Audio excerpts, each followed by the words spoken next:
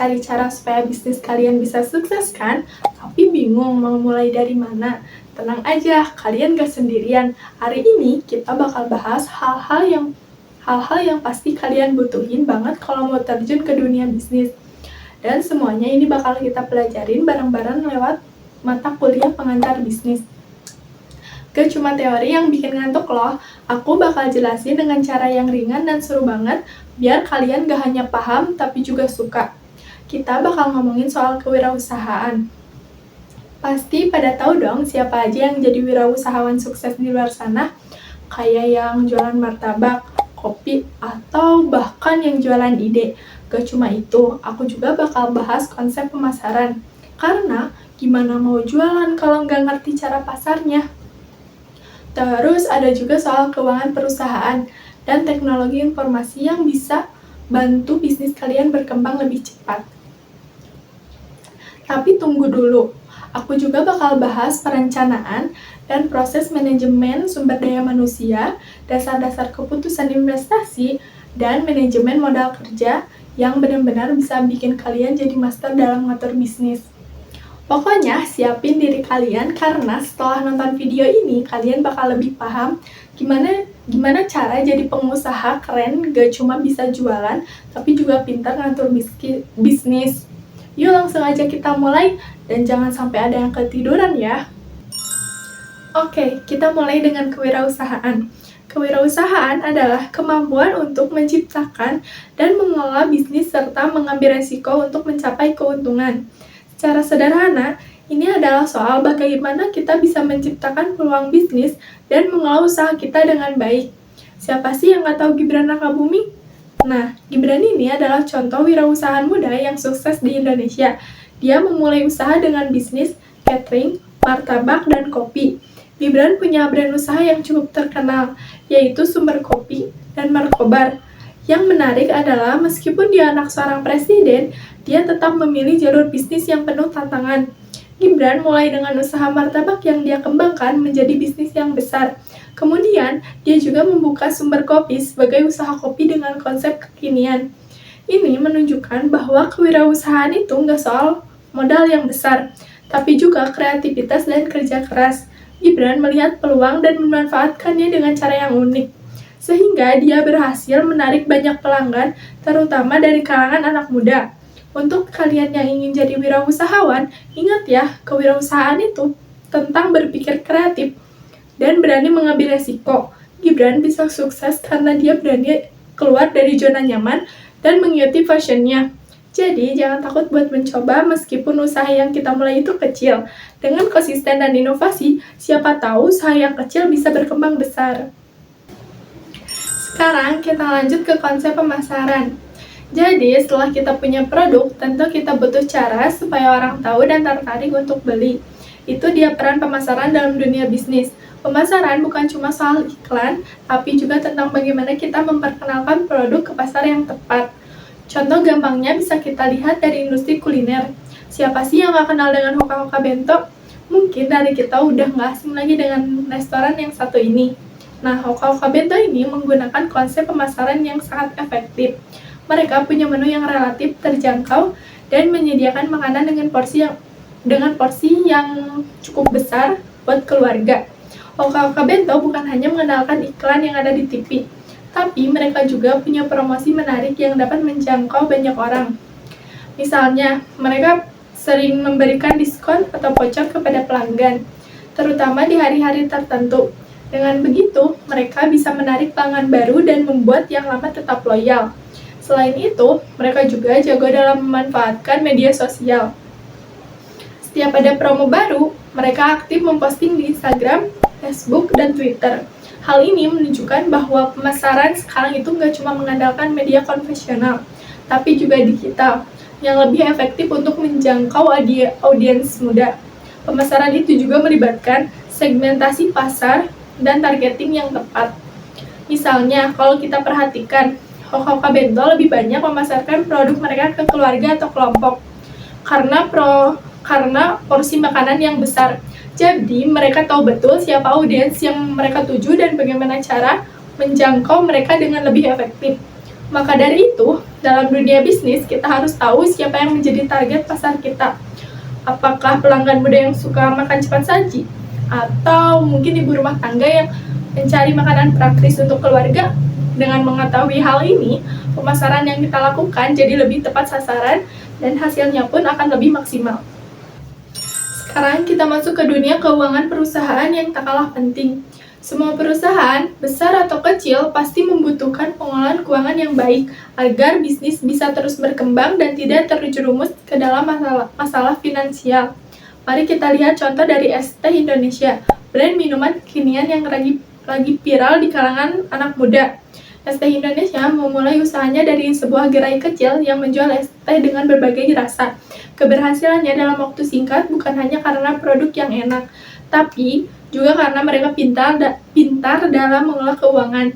Dalam hal cash flow, Es Teh Indonesia sangat memperhatikan setiap pemasukan dan pengeluaran. Misalnya, mereka memantau setiap transaksi yang terjadi di setiap gerai dan memastikan bahwa keuntungan yang didapatkan cukup untuk menutupi biaya operasional seperti sewa tempat, gaji karyawan, dan pembelian bahan baku. Mereka juga sangat hati-hati dalam mengelola utang, mengingat mereka memulai usaha dengan modal terbatas, namun mereka tetap memprioritaskan pembayaran utang dengan tepat waktu agar tidak terbebani bunga. Yang menarik, mereka tidak hanya mengandalkan penjualan di gerai fisik, tetapi mereka juga mengembangkan strategi digital dengan membuka platform pemesanan online. Dengan begitu, mereka bisa menjangkau lebih banyak pelanggan tanpa terbatasi oleh lokasi. Pendapatan dari penjualan online juga masuk dalam perhitungan cash flow mereka, yang semakin memudahkan mereka dalam mengatur arus kas. Pada sisi pendanaan, Es Teh Indonesia awalnya mengandalkan modal pribadi dan bantuan dari keluarga. Namun, seiring berkembangnya usaha, mereka memutuskan untuk mencari investasi dari para angel investor yang tertarik dengan potensi bisnis minuman kekinian. Pendanaan tambahan ini digunakan untuk memperbesar usaha, membuka cabang baru, dan meningkatkan sistem pemesanan yang lebih efisien. Mereka juga mengiklankan produknya lewat media sosial dan influencer untuk menarik lebih banyak pelanggan. Selain itu, mereka sangat memperhatikan laporan keuangan mereka. Setiap bulan, Es Teh Indonesia melakukan evaluasi untuk melihat apakah mereka untung atau rugi. Mereka mencatat segala pemasukan dan pengeluaran dengan teliti, yang memungkinkan mereka untuk melihat seberapa besar keuntungan yang mereka dapatkan, dan menilai apakah harga jual produk perlu disesuaikan atau tidak. Dengan pengelolaan keuangan yang rapi, Es Teh Indonesia bisa berkembang dengan pesat, bahkan hingga membuka cabang di berbagai kota besar di Indonesia. Jadi, untuk para pengusaha muda atau calon pebisnis, pelajaran yang bisa diambil adalah bahwa pengelolaan keuangan yang sangat baik penting untuk kesuksesan usaha jangka panjang. Sekarang kita bahas soal teknologi informasi dan sistem informasi yang pastinya sangat berperan penting dalam bisnis masa kini.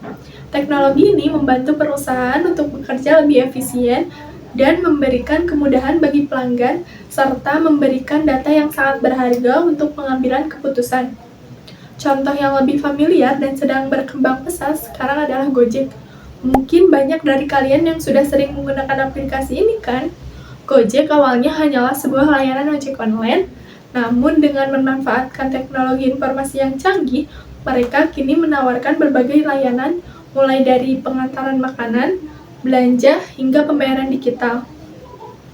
Gojek menggunakan sistem informasi yang sangat kompleks untuk mengelola setiap aspek operasional.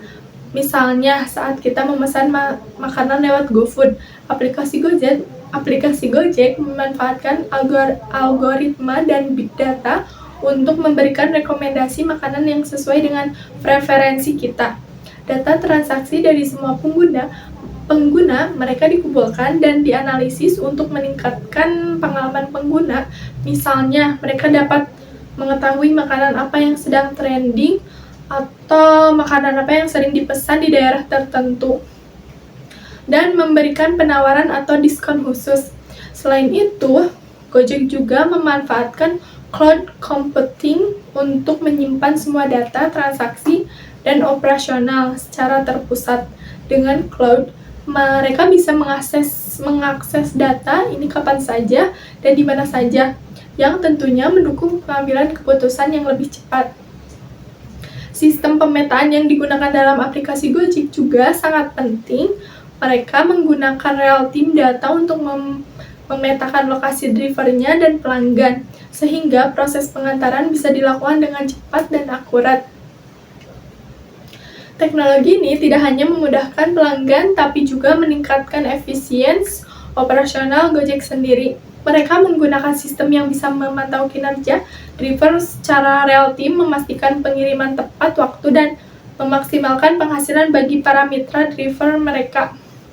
Dengan sistem informasi yang efektif, Gojek mampu mempertahankan kualitas layanan dan terus berkembang.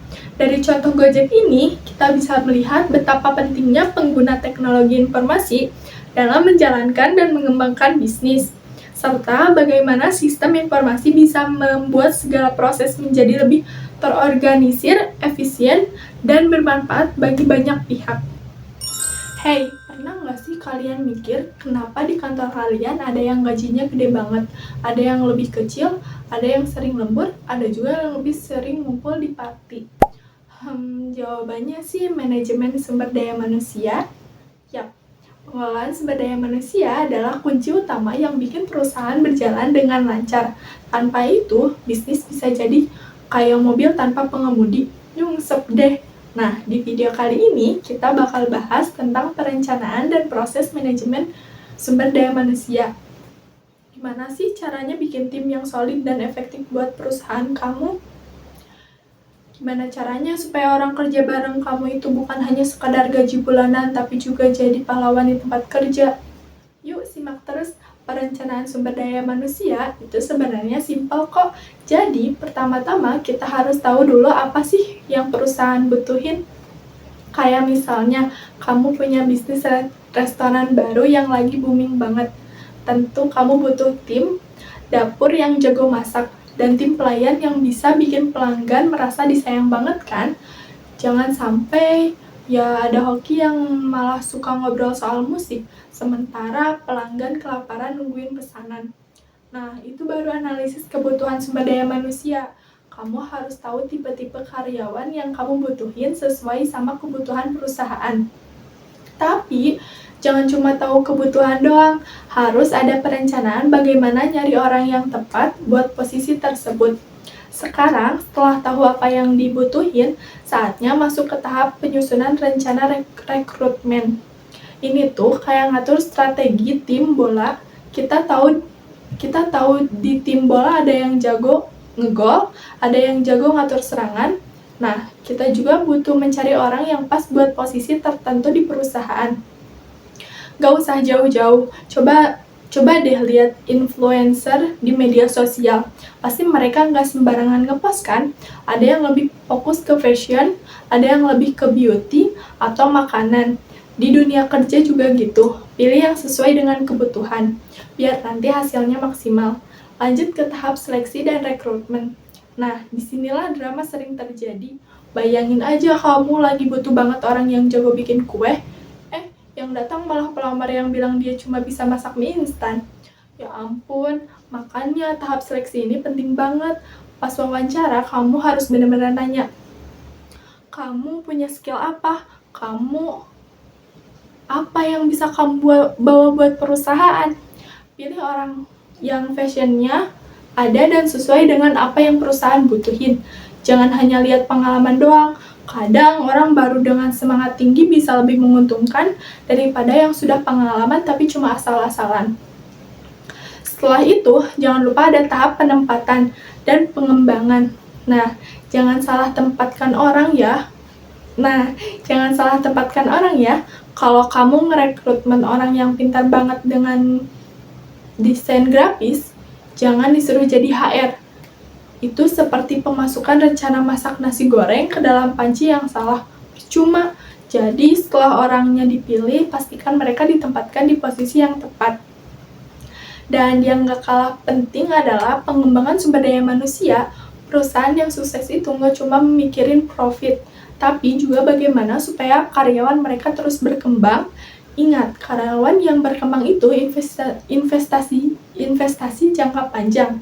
Jadi, pastikan karyawan punya kesempatan belajar dan berkembang, entah itu lewat pelatihan atau kursus.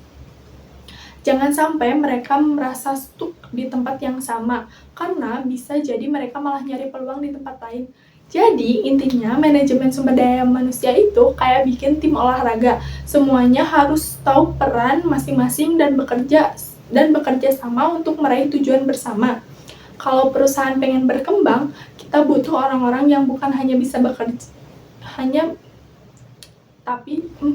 kita butuh orang-orang yang bukan hanya bisa kerja, tapi juga punya semangat dan skill yang mendukung perusahaan buat maju.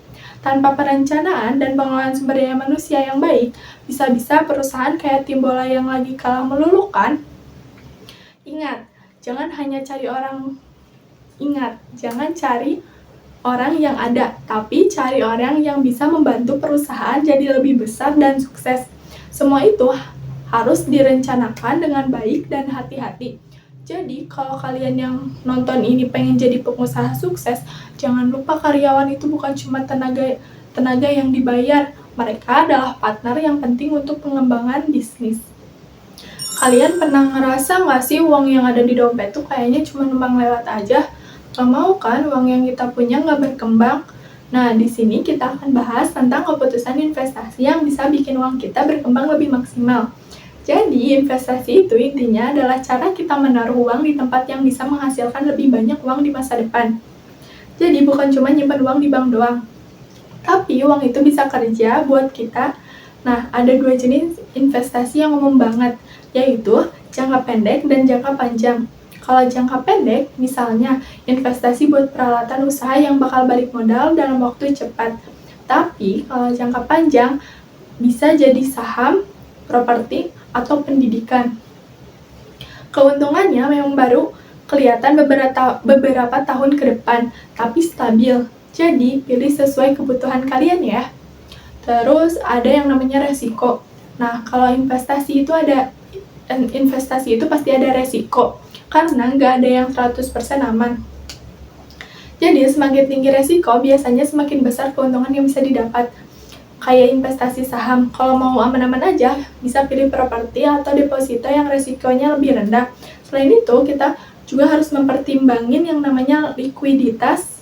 Ini ngomongin seberapa cepat kita bisa cairin uang yang udah kita investasikan. Misalnya, saham itu bisa dijual kapan aja, tapi properti yang nggak bisa diubah itu, jadi pilih yang sesuai sama kebutuhan uang kalian.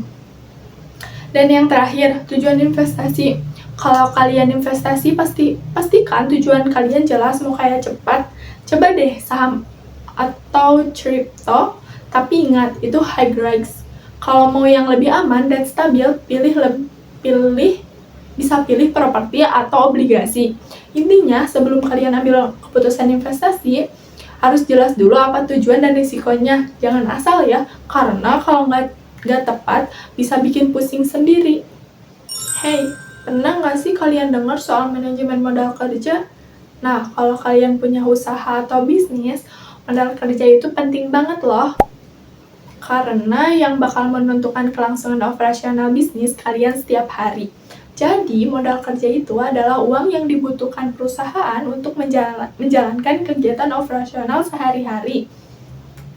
Misalnya, bayar gaji karyawan, beli bahan baku, bayar tagihan listrik, dan lain sebagainya. Kalau modal kerja nggak cukup, operasional bisa terganggu dan bisnis bisa terhenti. Modal kerja ini terdiri dari beberapa hal, mulai dari kas yang tersedia, piutang yang harus dibayar oleh pelanggan, hingga persediaan barang yang siap dijual. Nah, yang perlu kita ingat adalah kita harus punya cukup modal kerja supaya bisnis tetap berjalan lancar. Tapi nggak cuma punya modal kerja, kita juga perlu mengelola dengan bijak.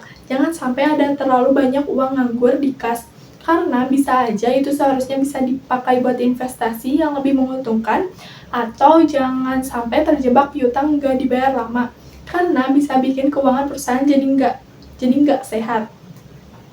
Jadi intinya manajemen modal kerja itu tentang bagaimana menjaga keseimbangan antara kas, piutang, dan persediaan supaya perusahaan bisa berjalan dengan lancar tanpa kekurangan uang untuk operasional. Jadi itu dia tadi dari kewirausahaan yang bikin kamu mikir, apa aku bisa jadi Gibran? Sampai manajemen modal kerja yang bikin kamu merasa kayak lagi belajar nyetir mobil bisnis. Semua materi yang kita bahas hari ini semoga bisa jadi bekal untuk kalian yang pengen sukses di dunia bisnis. Ingat, bisnis itu bukan cuma soal jualan, tapi juga gimana cara kita atur strategi duit dan waktu supaya kita bisa ngebut menuju sukses. Dan kalau kalian ngerasa jadi pengusaha itu kayaknya seru, ya jangan takut mulai. Gak ada yang bilang kalau bisnis itu gampang. Tapi kalau kalian tahu trik strateginya, siapa yang gak mau jadi bos besar kan? Oke, jadi gitu deh semua. Semoga video ini bisa nemenin hari kalian dan bikin semangat untuk terus belajar. Jangan biarin kerjaan numpuk karena sukses itu bukan cuma soal berjuang, tapi juga tentang cara menikmati perjalanan. Sampai ketemu di video selanjutnya ya. Jangan lupa, hidup itu seperti bisnis. Kadang kita harus inovasi, kadang juga harus sabar. Tapi yang pasti jangan pernah takut gagal, karena dari situ kita belajar untuk jadi lebih keren lagi. So, sampai jumpa dan semoga hari kalian tetap asik, tetap semangat, dan tetap belajar. Biar nanti bisa jadi pengusaha kece, bisa bikin dunia terkesan.